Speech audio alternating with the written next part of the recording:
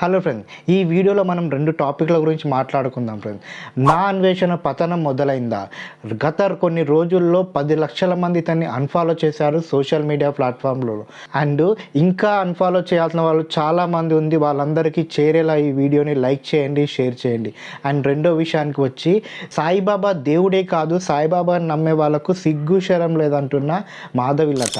ఈ 2 టాపిక్ల గురించి మాట్లాడుకుందాం ఫ్రెండ్స్. అండ్ నా అన్వేషణ గురించి మాట్లాడుకుంటే, నిజంగా నా అన్వేషణ అంటే ఒకప్పుడు రెస్పెక్ట్ ఉండేది. ఎందుకంటే ప్రపంచవ్యాప్తంగా తిరుగుతున్నాడు, తెలుగు వాళ్లకు భారతదేశానికి మంచి పేరు తెస్తున్నాడు అన్న ఒక సాఫ్ట్ కార్నర్ ఉండేది. చాలాసార్లు భారతదేశంలో ఉన్న కొన్ని లోటుపాట్ల గురించి మాట్లాడుతూ వీడియోలు కూడా తీశారు. అట్లాంటప్పుడు కొంచెం రెస్పెక్ట్ ఉండేది. బెట్టింగ్ యాప్ల పైన కూడా చాలా అగ్రెసివ్గా పోరాడాడు, చాలామంది గుట్టు బయటికి పెట్టాడు. అండ్ విఆర్ రాజా లాంటి వాళ్ళు మారడానికి కూడా ఈ నా అన్వేషణ అనేవాడే కారణమయ్యాడు. నిజంగా ఈ విషయాల్లో నా అన్వేషణకి చాలామంది ఫాలోవర్స్ అయ్యారు. అండ్ ఒకేసారి 15 లక్షల నుంచి 27 లక్షల వరకు ఈ బెట్టింగ్ యాప్ ఇష్యూలనే ఫాలోవర్స్ వెళ్ళిపోయారంటే ఆలోచించండి అతనికి ఎంతగా ఫాలోయింగ్ వచ్చిందో ఆ టైంలో.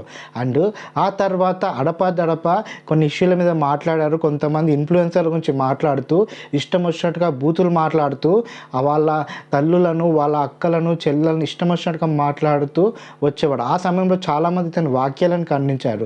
రీసెంట్గా శివాజీ గారు మాట్లాడిన కొన్ని కామెంట్స్ని అతను డైరెక్ట్గా వ్యతిరేకిస్తూ శివాజీ గారిని ఇష్టం వచ్చినట్టుగా మాట్లాడు.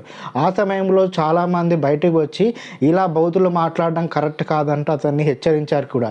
అండ్ ఆ తర్వాత గరికపాటి గారి దగ్గరికి వచ్చారు. నిజంగా ఇప్పుడు మాత్రం ప్రతి ఒక్కరు గరికపాటి గారి విషయంలో అతను మాట్లాడిన దాన్ని మాత్రం ప్రతి ఒక్కరు ఖండించారు.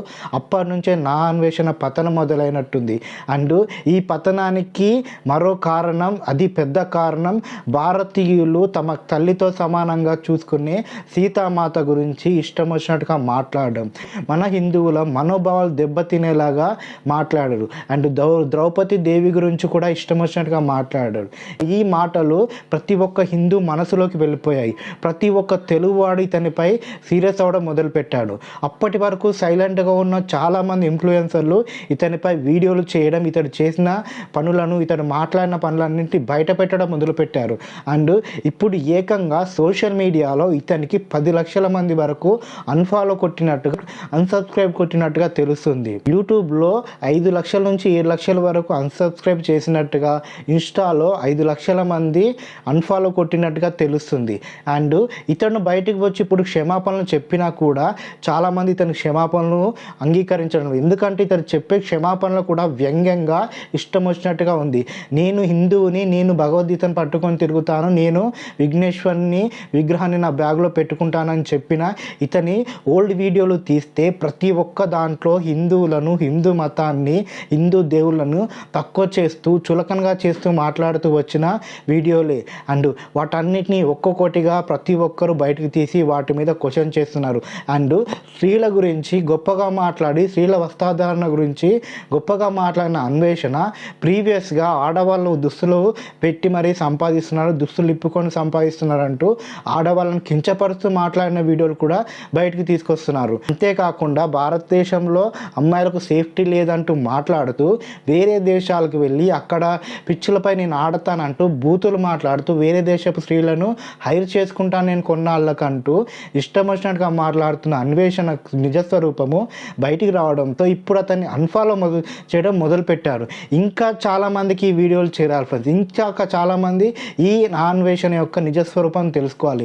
సబ్స్క్రైబర్ల కోసము, డబ్బు కోసము ఇతను ఇన్నాళ్ళుగా ఇన్ని మాటలు మాట్లాడుతున్నారని చాలామంది అర్థం చేసుకున్నారు ఇప్పుడు. అండ్ దేశానికి సంబంధించిన చాలా విషయాల్లో కూడా దేశాన్ని కించపరుస్తూ, దేశంలో ఉన్న హిందువులను కించపరుస్తూ ఎన్నో మాటలు మాట్లాడుతున్న వీడియోలను సర్క్యులేట్ చేసి ఇతను అన్ఫాలో చేయడానికి ప్రతి ఒక్కరూ దోహదపడుతున్నారు. కానీ ఇంకా చాలామంది తనని ఫాలో అవుతున్నారు ఫ్రెండ్స్. వీళ్ళందరికీ వీడియోలు చేరాలి.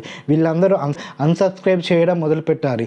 భారతదేశంలో ఉన్న ప్రజలపై ఆధారపడుతూ అందులోనూ తెలుగువాడు ఇతని వీడియోలు చూస్తేనే ఇతడు ఈ వీడియోల మీద ఆధారపడుతూ ఈ వీడియోల ద్వారా డబ్బులు సంపాదించుకుంటూ ప్రపంచం మొత్తం తిరుగుతూ నాకు ఎవరితో సంబంధం లేదు, మిమ్మల్ని ఎవడన్నా సబ్స్క్రైబ్ చేసుకోమన్నాడా, ఫాలో చేయమన్నాడా, నేను కామెంట్లు కూడా చూడను, మీరంతా సామాన్యులు, నేను పెద్ద ఇన్ఫ్లుయెన్సర్ని అంటూ అతనేదో గొప్పవాడిని అంటూ మాట్లాడిన వీడియోలు కూడా బయటకు వచ్చాయి. ఇవన్నీ చూసి కూడా ఇంకా ఇతన్ని ఫాలో చేస్తూ ఇతని వీడియోని లైక్ చేస్తూ ఎలా జనాలు ఉన్నారో అర్థం అవటం లేదంటూ చాలామంది మాట్లాడుతున్నారు. ఇతడు చేసిన మాటలపైన పంజగుట్ట పోలీస్ స్టేషన్లో కరాటే కళ్యాణి కేసు వేసింది. ఇతని పైన చాలామంది చాలా చోట్ల కేసులు కూడా వేస్తున్నారు.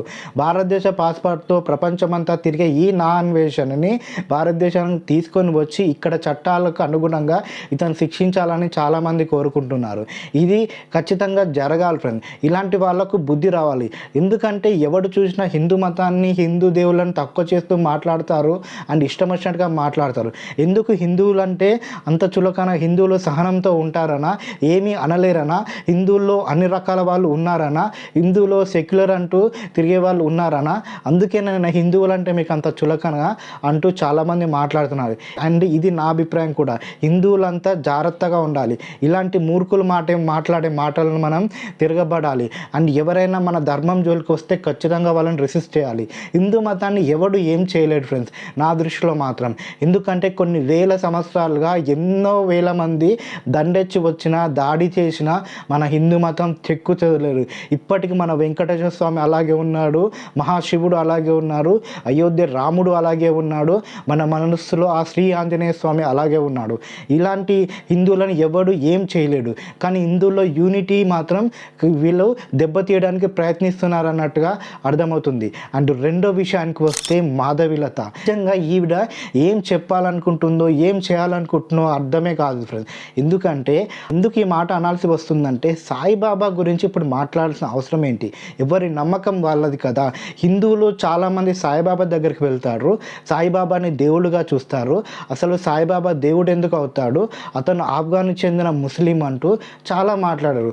అఖండ భారతదేశం గురించి తెలిసిన వాళ్ళకు, భారతదేశం ఎక్కడి వరకు ఉందో తెలిసిన వాళ్ళకు, ఆఫ్ఘనిస్తాన్ కూడా మన భారతదేశంలో ఒక భాగమని తెలిసిన వాళ్ళు కొంచెం దీని గురించి ఆలోచించుకోవాలి.